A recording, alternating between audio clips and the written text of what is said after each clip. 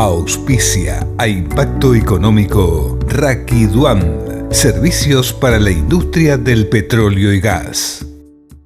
Cedisur, 27 años generando negocios alimenticios para la gastronomía y el retail de la región. Cuidamos la calidad de principio a fin, desde la selección de productores, la recepción y el almacenamiento, hasta la entrega puerta a puerta a cada cliente.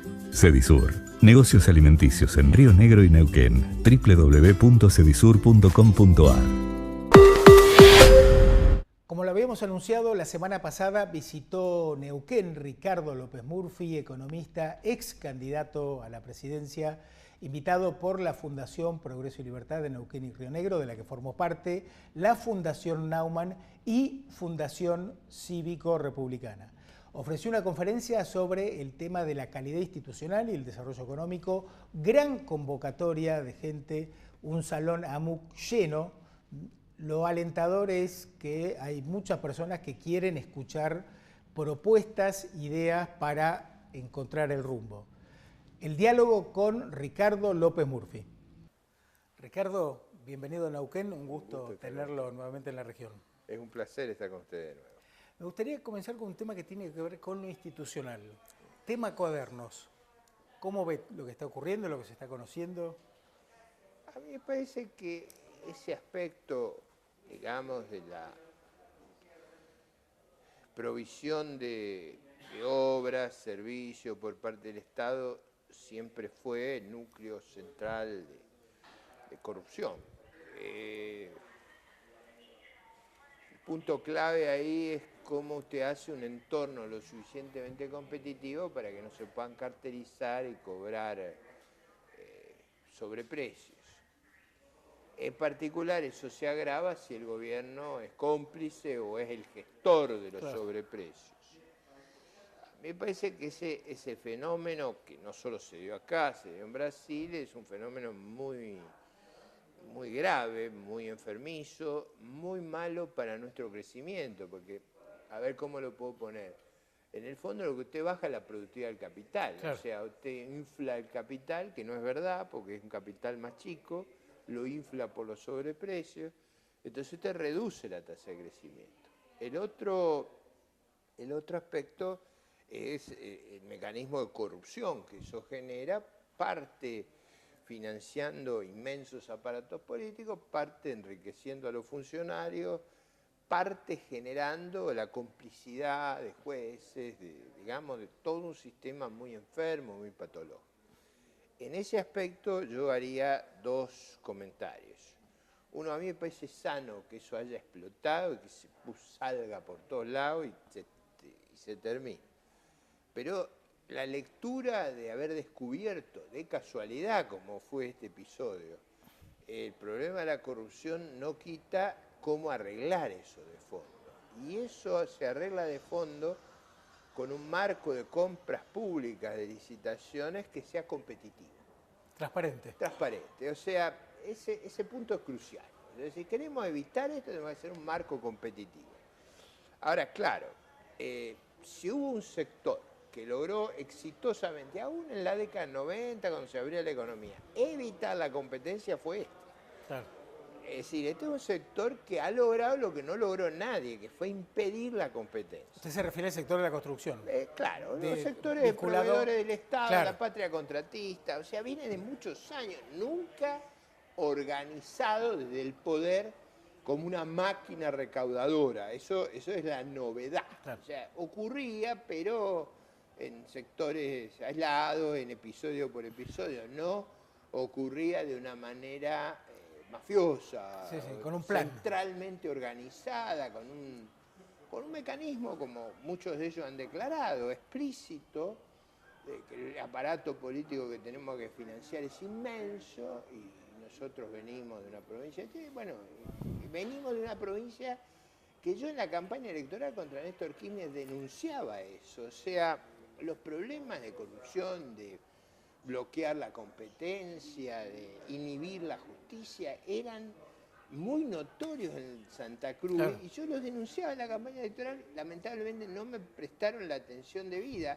Lo que se hizo fue trasladar eso que era pequeño, porque el presupuesto de Santa Cruz era pequeño, a presupuestos inmensos a lo largo y a lo ancho del país, y terminó en una catástrofe moral, política, empresarial, que no va a ser fácil reparar. Ahora, lo que es crucial no es tanto si castigamos al empresario, pero salvamos a la empresa, todo ese debate, eso es marginal. Lo que es central es recrear un marco competitivo, donde puedan competir los extranjeros, abrir ese sector a la competencia. Eso es lo que termina con la corruptela. Usted no puede cartelizar a todos. Usted puede cartelizar a los domésticos. Y pueden aparecer los españoles, los uruguayos, los chilenos, los americanos. Ahí es mucho más difícil. Entonces eso produce, creo yo, una reforma total de nuestros métodos de adquisición de bienes por parte del Estado, que es donde está el núcleo de la corrupción. Entonces, yo creo que ha sido afortunado el descubrimiento. Me parece que hay una tarea gigantesca de la justicia. Un colega suyo, Alconada Mona, ha publicado un libro muy importante, y me da la sensación a mí que esto va a dar que hablar cuando se conozcan, es decir, el día que se conozcan las declaraciones de todos los actores en el juicio y van a ser un episodio extremo de nuestra historia política, porque en el fondo vamos a descubrir que tuvimos un gobierno muy degradado, muy gangsteril, pero lo importante no es, digamos, lamentarnos melancólicamente de lo que pasó, sino qué hacemos para que no vuelva a pasar, y la única manera de arreglarlo es con un entorno altamente competitivo, donde todo el mundo pueda venir a ofrecer, donde no haya mecanismos, donde usted prepara, hace a medida. ¿Vio cuando acá les gusta la política del Estado activa? Yo digo, la mano invisible a veces es artrítica, pero no sabe lo que es el dedo de Cristina. Es mucho peor el dedo de Cristina que la mano artrítica. Entonces, clave es reponer la competencia. Ricardo, lo llevo al entorno macro.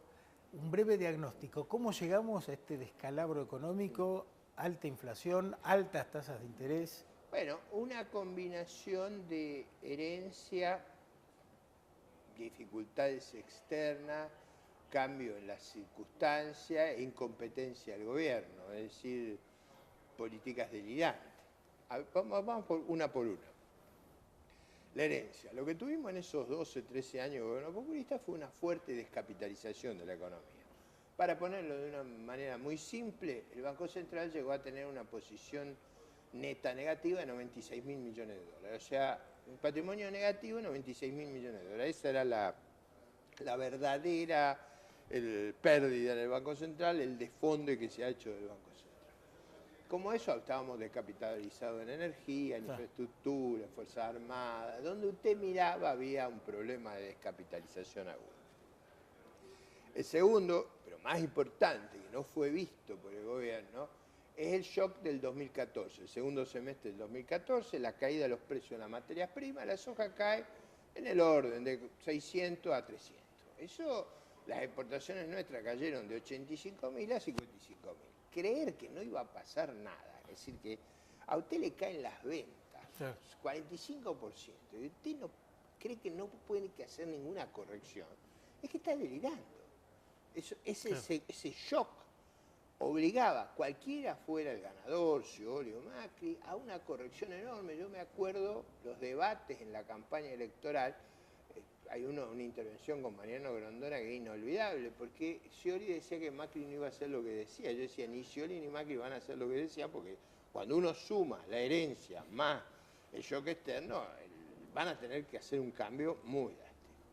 El tercer elemento es que, acuérdese usted, en la crisis del 2008, para salir de la crisis del 2008, los países centrales hacen lo que se llamó la facilitación cuantitativa, o sea, crearon un entorno donde las tasas de interés fueron a cero, negativas en muchos casos de los países desarrollados más estables. Expansión monetaria. En ese entorno, los países emergentes tuvieron un verano de colocación de deuda. Eso era ostensible, que hacia mediados del 2016 finalizaba. La Reserva Federal venía advirtiendo que iba a ir cambiando su política, que iba a dar vuelta a eso. Sin embargo, el gobierno actuaba como si esas circunstancias siguieran adelante. Y el cuarto elemento es la inoperancia, la ineptitud del gobierno. ¿Dónde está la ineptitud? Está en creer que la Argentina puede financiar, y esto es muy importante porque la oposición cree lo mismo, enormes déficits. La Argentina no lo puede financiar, no es una cuestión de voluntad de elección política. Eso no lo he logrado transmitir esto. ¿Por qué no puede? Porque nosotros tenemos un sistema financiero que es 1/10 del de Estados Unidos en relación al PBI. O sea, nosotros tenemos un sistema financiero extremadamente pequeño. 5%, 6% de déficit en Estados Unidos da 4% de los préstamos del sistema financiero. Acá 6% de déficit da 60% de la capacidad prestable. Entonces, no tenemos sistema financiero en condiciones de bancar esa deuda, y nuestro mercado de capitales es una 20ª parte de Estados Unidos. Es mucho más grave, destruido por los Kirchner, pero está destruido. Entonces, destruido el mercado de capitales, usted no tiene dónde colocar la deuda. Si usted insiste en tener ese déficit, ¿a dónde el único lugar que puede colocar? En el mercado externo. Entonces usted empieza a colocar deuda externa que produce dos efectos inmediatos. Una fuerte apreciación cambiaria o atraso cambiario. Por los dólares que entran. Por los dólares que entran, porque usted reemplaza los dólares de las exportaciones por los dólares de los bonos de la deuda. Y además del atraso cambiario, lo que genera es un enorme déficit en cuenta corriente. Entonces, el déficit fiscal se convierte en un déficit externo. Prácticamente son el mismo, o sea, la correlación es extrema entre ambos. ¿Eso cuánto dura? Dura poco, porque los prestamistas que empiezan a ver que le están prestando 40.000 millones por año a un país que exporta 55. ¿Cuándo usted empieza a pensar que no le van a pagar? Es muy rápida la cuenta. Entonces, esa idea aventurera de financiar externamente esos déficits inmensos fue una irresponsabilidad. Pero bueno, es esa idea de que la Argentina no es un caso donde se aplican los protocolos. En medicina hay protocolos. Usted se va a operar de la vejiga, hay un protocolo. En economía también hay un protocolo. Usted esto no lo puede hacer. Yo una de las razones por las que no haría esas cosas es que yo sigo el protocolo. Yo digo, ¿qué país ha hecho esto? Ninguno. Entonces no lo hagan. No se puede. Compartíamos la primera parte de la entrevista a Ricardo López Murphy. En el próximo programa compartiremos la segunda parte. Ricardo López Murphy, a mi juicio, una de las personas intelectualmente más capaces que hay en la Argentina, con la determinación de llevar las ideas a la práctica, que es lo que hace falta. Liderazgo con ideas claras y determinación. El agradecimiento a Enrique Sánchez, gerente general del Hotel del Comahue, que siempre nos facilita sus instalaciones para grabar